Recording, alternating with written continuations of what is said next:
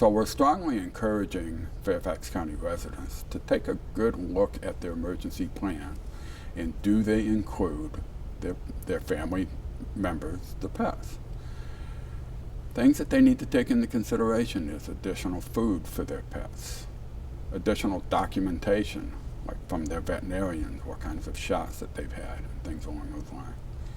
But most importantly, if they are evacuating to a shelter, families need to take into consideration that shelters may or may not take pets.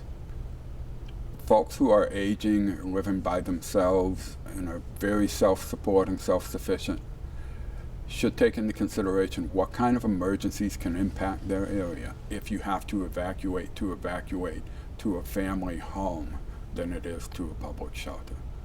So the agent should develop their emergency plan that has an address of several locations that they can go to.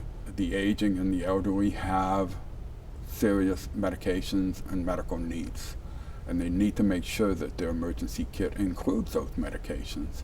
If you have children and they are in school, do you have a copy of your school written emergency plan? The other thing that it's important for families to have is an emergency plan that is inclusive of their children, their needs, whatever medications that they have. But it's very important that you have that communication plan in effect. So one of the things, again, we've learned from the disasters in New York and in the Gulf Coast region is that they happen, families get separated. How do we get back together again?